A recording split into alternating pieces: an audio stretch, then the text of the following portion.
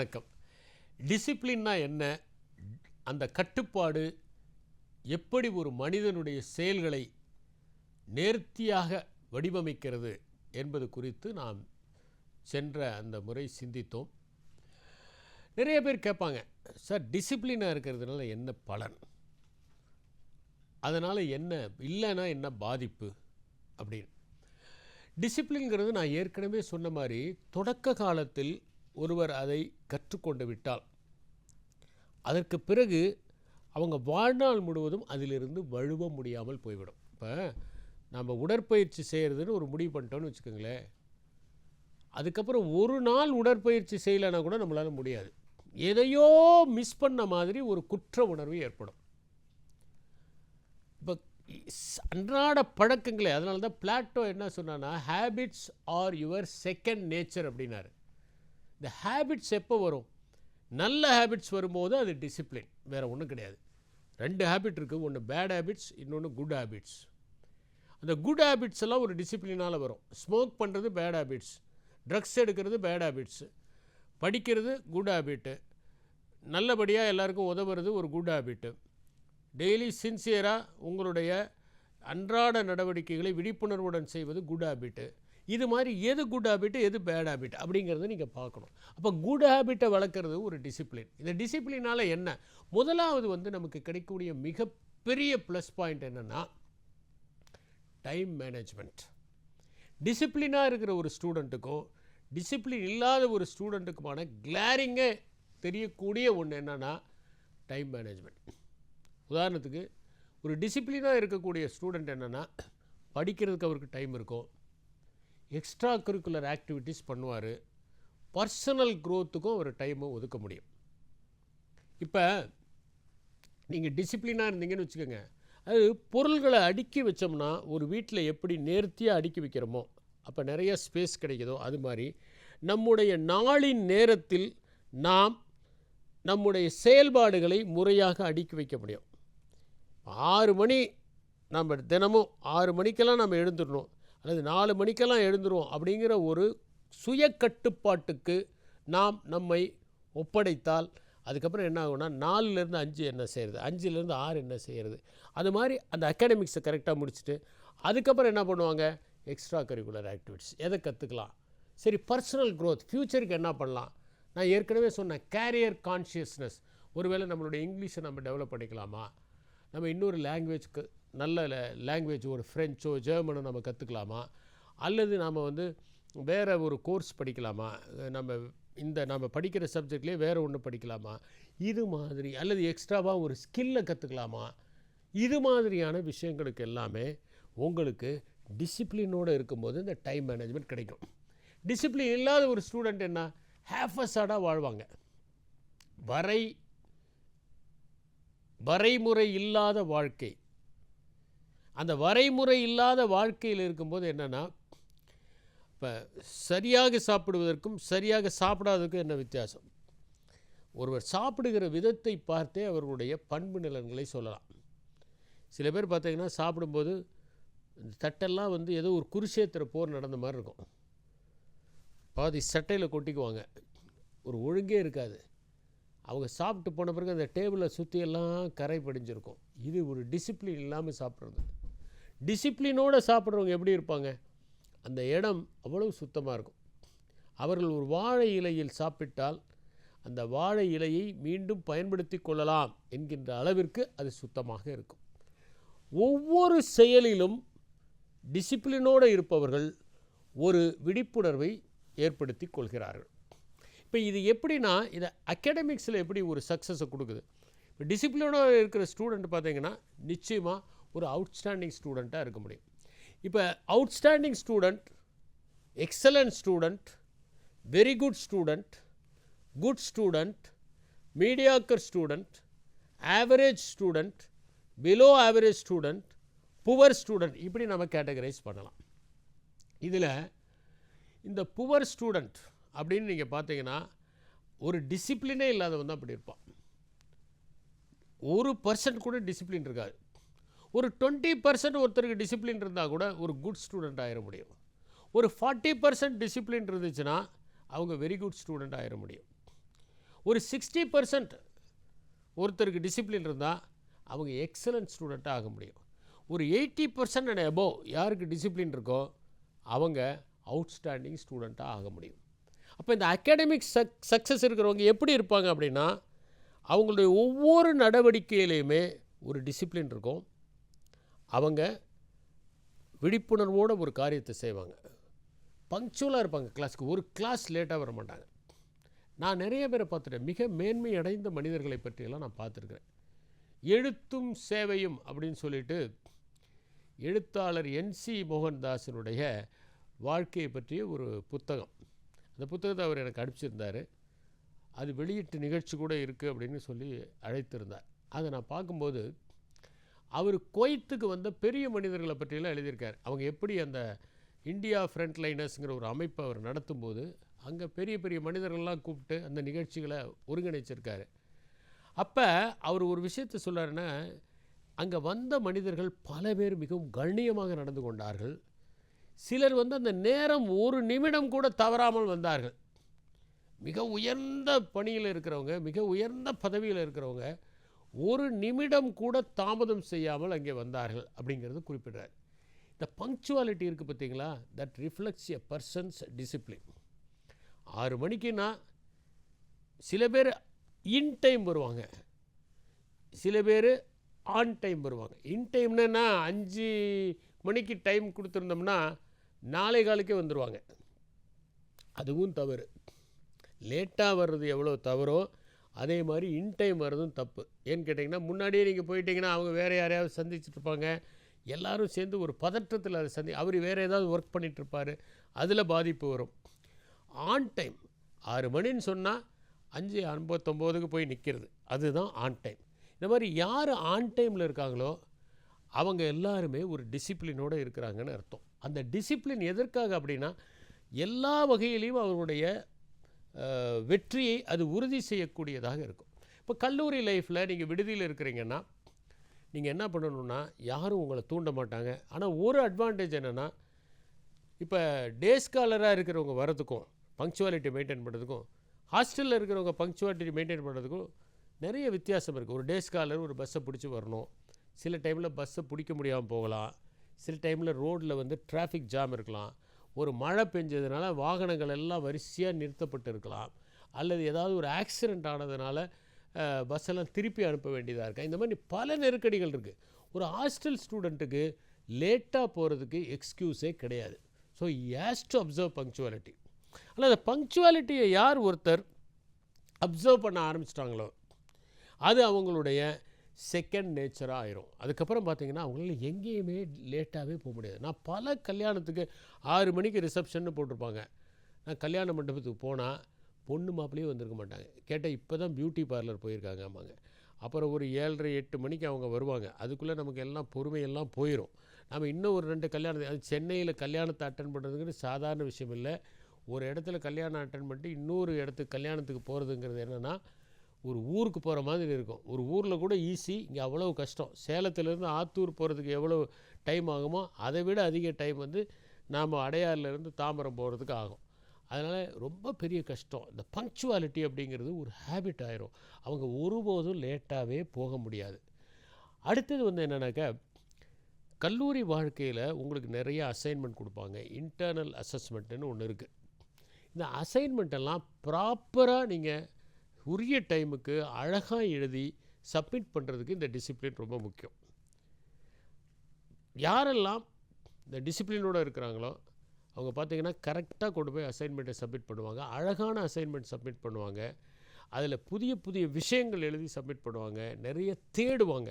நான் தான் சொன்னேனே, பள்ளி வாழ்க்கை தேடுவதற்கு நம்மை தூண்டுவது இல்லை, ஆனால் கல்லூரி வாழ்க்கை தேடுவதற்கு நம்மை தூண்டுகிறது.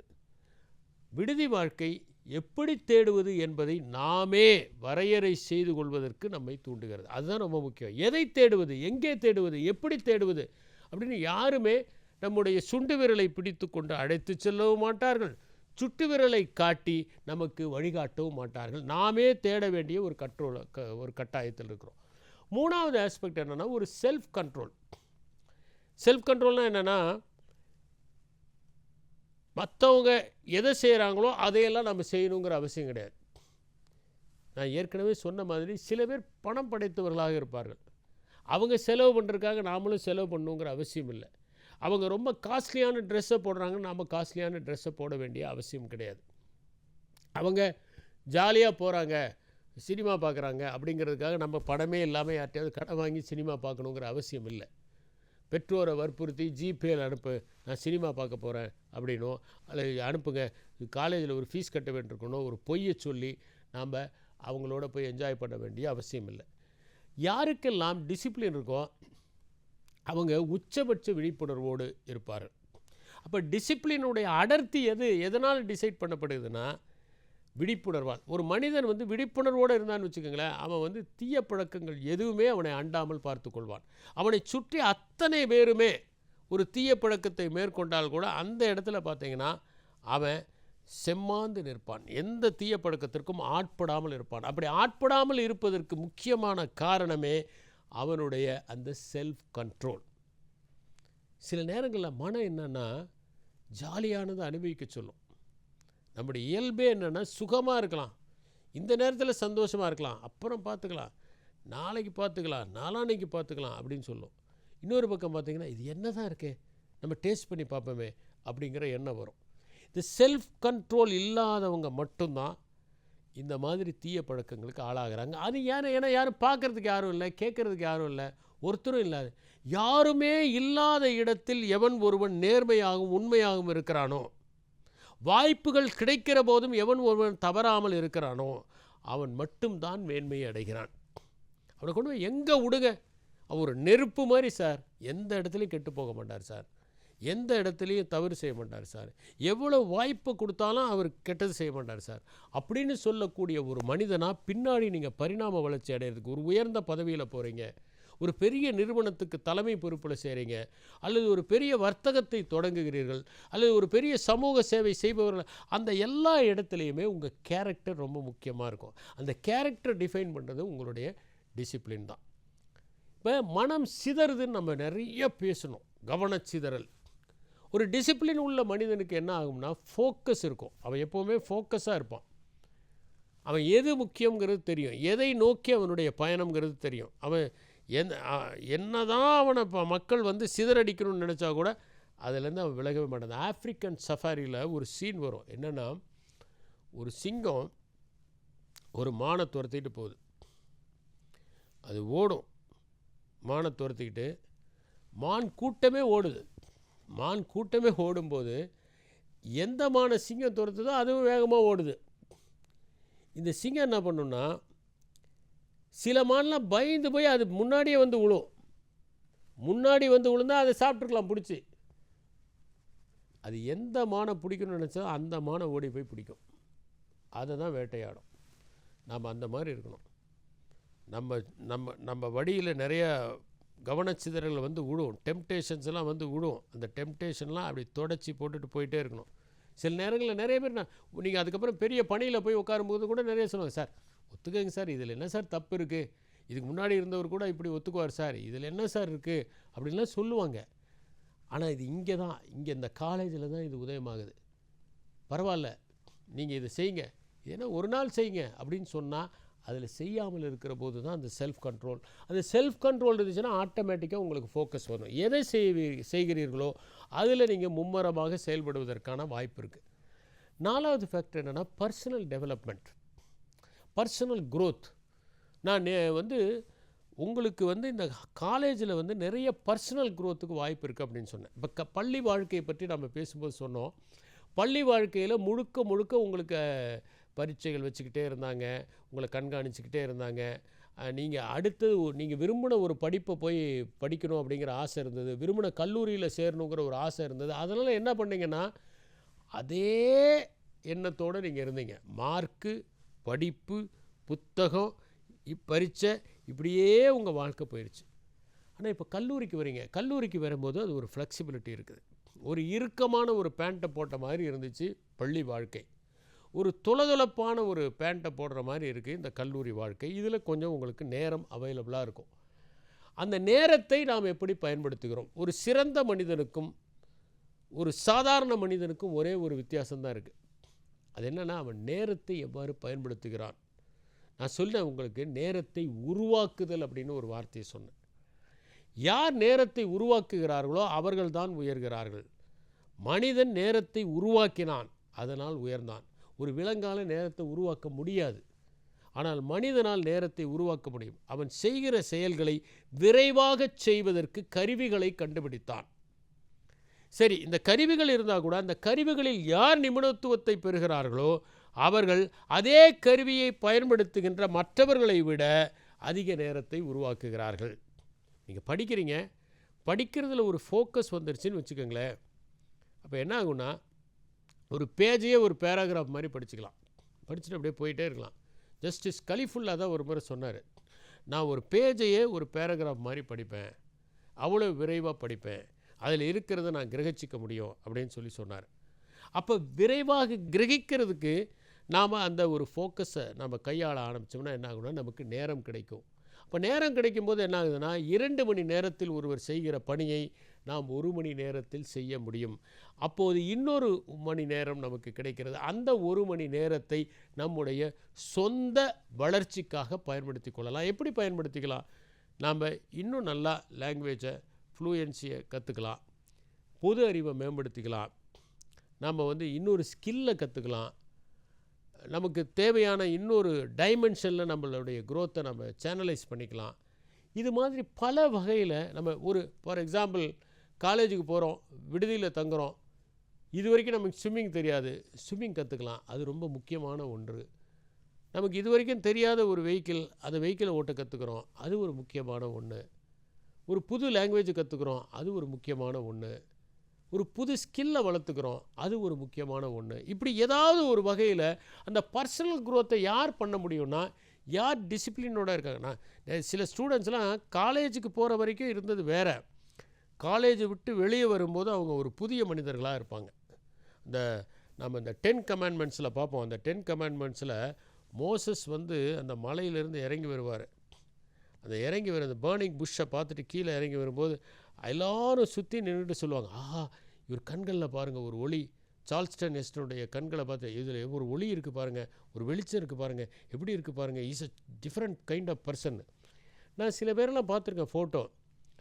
அவங்க என்லைட்டன்மெண்ட் அடையிறதுக்கு முன்னாடி இருந்த அந்த உருவத்துக்கும் என்லைட்டன்மெண்ட் அடைஞ்ச பிறகும் இருக்கிற உருவத்துக்கும் மிகப்பெரிய வித்தியாசம் இருக்கும். அது மாதிரி ஒரு என்லைட்டன்மெண்ட்டை கொடுக்கக்கூடிய ஒரு பீரியடு தான் அந்த காலேஜுக்குள்ளே நுழையும் போது ரொம்ப சாதாரணமாக இருப்பாங்க. சில பேர் ரொம்ப சர்வசாதாரணமாக, அவங்கள பார்த்தா ஒரு பெரிய இதாகவே தெரியாது, ஒரு ப்ராஸ்பெக்ட்ஸே தெரியாது. ஆனால் காலேஜை முடித்து வரும்போது பார்த்திங்கன்னா அவங்களுடைய பர்சனாலிட்டி டோட்டலாக சேஞ்ச் இருக்கும். பார்த்திங்கன்னா ஃபிசிக்கல் ஆக்டிவிட்டி பண்ணி நல்ல ஃபிட்டாக இருப்பாங்க, நல்ல எனர்ஜெட்டிக்காக இருப்பாங்க, எப்படி நம்முடைய வாழ்க்கையை கட்டமைக்குதுங்கிற ஒரு தெளிவோடு இருப்பாங்க. அப்புறம் சில ஸ்கில்ஸை கற்றுக்குவாங்க. ரொம்ப அப்படியே வளைஞ்சு கிளைஞ்சு யார்கிட்டையும் பேசாமல் ஒதுங்கி இருந்தவங்களாம் பார்த்திங்கன்னா அதுக்கப்புறம் போல்டாக எல்லார்ட்டையும் போய் பேசுவாங்க. அவங்க கை குலுக்கிறதுலேயே அவங்களுடைய ஆளுமை தெரியும், கம்பீரமாக இருப்பாங்க. அது எல்லாத்தையும் கற்றுக்கிறது என்னது? டிசிப்ளின். அதுக்கு வரக்கூடியது என்ன? Personal growth. அந்த பர்சனல் க்ரோத் இல்லைன்னா முடியாது. அதே மாதிரி ஒரு ப்ரொஃபஷனல் ரெடினஸ் வரும். டிசிப்ளினாக இருக்கிறவங்கக்கிட்ட நீங்கள் ஒரு வேலையை கொடுத்தீங்கன்னு வச்சுக்கோங்களேன், அந்த வேலையை அவங்க செய்கிறதுக்கு தயாராக இருப்பாங்க. சில பேரை ஒதுங்குவாங்க, இது என் வேலை இல்லை, என்னுடையது இல்லைங்க, இது வேறு யாராவது செய்யட்டும் சார், எனக்கு அவ்வளோ பழக்கம் இல்லை சார் அப்படின்னு ஒதுங்குவாங்க. நான் ஆஃபீஸ்லேயே பார்த்துருக்கேன், ஒரு ஃபைல் வந்துச்சுன்னா அந்த ஃபைலை வேறு யாருக்காவது அனுப்பிச்சிட்டு இது எங்கள் வேலை இல்லைன்னு சொல்கிறதுல நிறைய பேர் மகிழ்ச்சி அடைகிறவங்க பார்ப்பாங்க. ஒரு சில பேர் தான் எந்த வேலை கொடுத்தாலும் செய்யலாம் சார், கொடுங்க சார், நான் செஞ்சு கொடுக்குறேன் அப்படின்னு சொல்லக்கூடிய அஃபிஷியல்ஸை பார்க்கலாம். அவங்கெல்லாம் அந்த டிசிப்ளினின் பார்ப்பட்டவர்களாக இருப்பாங்க. ஒரு வேலையை கொடுத்துட்டா இது என்னுடையதல்ல அப்படின்னு சொல்ல மாட்டாங்க. இந்த ப்ரொஃபஷனல் ரெடினஸ் அதை தான் பார்ப்பாங்க. நீங்கள் ஒரு கேம்பஸ் இன்டர்வியூ அட்டென்ட் பண்ணுறீங்கன்னா அவங்க கேட்கக்கூடிய கேள்விகளெல்லாம் எப்படி இருக்கும்னா, உங்களுடைய அந்த ப்ரொஃபஷனல் ரெடினஸ் இருக்கா இல்லையா அப்படிங்கிறத தான் பார்ப்பாங்க. அடுத்தது முக்கியமானது என்னென்னா, கல்லூரி வாழ்க்கையில் ஒரு ஹெல்தி லைஃப் ஸ்டைல். பார்த்திங்கன்னா பள்ளிக்கூடத்தில் படிக்கும்போது, நாங்கள்லாம் படிக்கும்போது எப்படின்னா, எங்களுக்கெல்லாம் சிலபஸ் ரொம்ப குறைவு. பெரிய அளவில் இந்த மாதிரி ஒரு காம்படிட்டிவ் அவேர்னஸ் கிடையாது. படிங்க, எது பிடிக்குதோ அதை படிங்க, எது கிடைச்சதோ அதை படிங்கன்னு பெரிய அளவில் பெற்றோர் இந்த மாதிரிலாம் ஒரு தவம்லாம் இருந்ததில்லை. இப்போ நான் நிறைய ஸ்கூல்ஸை பார்க்கும்போது பெற்றோர் கொண்டு வந்து விடுறாங்க, வெளியவே வெயிட் பண்ணுறாங்க, பையன் வர வரைக்கும் காத்திருக்காங்க. எக்ஸாம் எழுதிட்டு வந்தோடனே பேரண்ட்ஸ் இங்கே இருந்துட்டு எப்படி இருந்துச்சு அப்படின்லாம் கேட்குறாங்க. இதெல்லாம் ஒன்றுமே இருக்காது. நாம் பாட்டுக்கு போவோம், எக்ஸாம் எழுதுவோம், வருவோம். சில பேரண்ட்ஸுக்கெல்லாம் பசங்க என்ன படிக்கிறாங்கன்னு கூட தெரியாது. 4 பசங்க இருப்பாங்க. என்னப்பா 8ஆவதா 7ஆவதான்னு கேட்குறவங்களாம் இருக்கிறாங்க. பெரிய அளவுங்களாம் அவங்க கண்டுக்க மாட்டாங்க.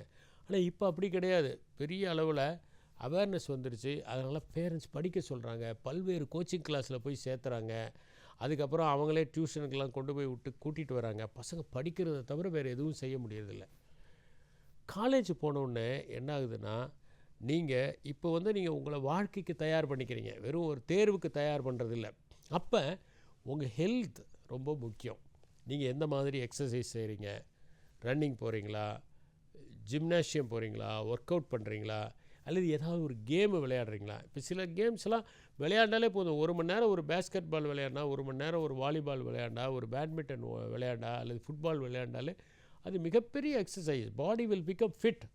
திரும்ப நான் சொல்கிறது என்னென்னா, உங்களுடைய பாடி ரொம்ப முக்கியம். Sound mind in a sound பாடி அப்படின்னு சொல்லுவாங்க ஒரு ப்ராவர்ப். எங்களுக்கு என்சிசி மாஸ்டர் வர்கீஸ்னு ஒருத்தர் இருந்தார். அவர் அடிக்கடி இந்த பழமொழியை சொல்லுவார். என்சிசியில் மார்ச் பாஸ் பண்ண சொல்லும்போது sound mind in a sound body அப்படிமாரு.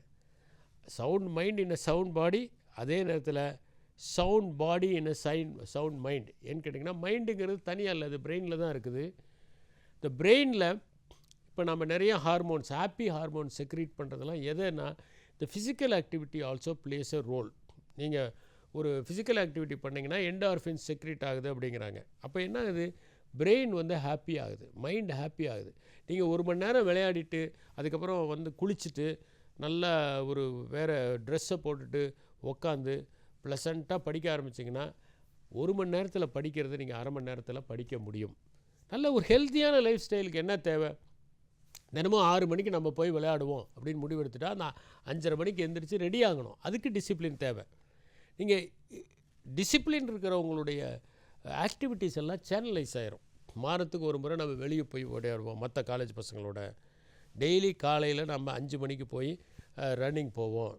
Daily சாயந்தரம் ஜிம்னாஷியம் போவோம். ஏதாவது ஒரு டைம் ஒதுக்கிக்கிட்டு, அதே மாதிரி சாப்பிட்றதுக்கும் ஹெல்த்துக்கும் என்ன சம்மந்தம்னா, நம்ம என்ன சாப்பிட்றோம். நம்ம ஒரு சீரீஸே நான் பண்ணலான்னு இருக்கேன். நான் இதில் என்னென்னா, இந்த fast food, ultra processed food. இப்போ இருக்கக்கூடிய ஃபூடில் மிகப்பெரிய பிரச்சனை என்னென்னா, நிறைய பேர் இந்த அல்ட்ரா ப்ராசஸ்டு ஃபுட்டை சாப்பிட்றாங்க.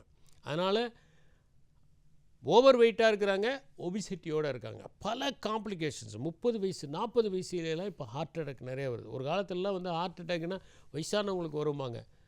ஒரு 40 வயசு 30 வயசுலேயே நிறைய பேருக்கு டயபெட்டிஸ் வந்துடுது, கொலஸ்ட்ரால் அதிகமாகிடுது. இதுக்கெல்லாம் காரணம் என்னென்னா, ஒரு ஹெல்த்தியான லைஃப் ஸ்டைல் இல்லாதது தான் காரணம். அப்போ அந்த செல்ஃப் கண்ட்ரோல் எப்போ வரும், எது ஆரோக்கியமான ஃபுட்டை சாப்பிட்றதுங்கிறது ஒரு டிசிப்ளின் தான்.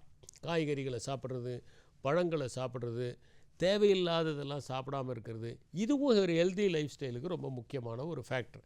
அதனால் டிசிப்ளினோடு இருக்கக்கூடிய ஒரு ஸ்டூடெண்ட்டு ஹாஸ்டல் லைஃப்பில் தன்னை மேம்படுத்தி கொள்ள முடியும். இன்னும் ஒரு படி மேலே போய்ட்டு நான் என்ன சொல்லுவேன்னா, வாழ்நாள் முழுவதும் எப்படி டிசிப்ளினோடு இருக்கணுங்கிறத ஒருத்தர் வீட்டு வாழ்க்கையில் கற்றுக்கொள்வதை விட விடுதி வாழ்க்கையில் கற்றுக்கொள்கிறார். ஒரு விடுதி வாழ்க்கை ஒருவனை தொடர்ந்து செதுக்கி கொண்டே இருக்கிறது. எதை பேசலாம், எதை பேசக்கூடாது, எதை பேசினா நட்பு கெடும், நட்பு முறியும், எதை பேசினா மற்றவர்கள் நம்மை தவறாக எடுத்துக்கொள்வார்கள், எதை செய்தால் நமக்கும் மகிழ்ச்சி, அடுத்தவர்களுக்கும் மகிழ்ச்சி, எப்படி நம்மை வடிவமைத்து கொண்டால் நம்முடைய நேரத்தை நாம் சரியாக நிர்வகிக்க முடியும், எப்படி நாம் நம்முடைய நேரத்தை நிர்வகித்தால் நேரத்தை உருவாக்க முடியும், இது எல்லாவற்றையும் எப்படி ஒழுங்கோடு இருக்கலாம், விழிப்புணர்வோடு இருக்கலாம், எச்சரிக்கையோடு இருக்கலாம் போன்ற பலவற்றையும் கற்றுக்கொள்வதற்கான ஒரு அடித்தளமாக இந்த விடுதி வாழ்க்கை அமைகிறது.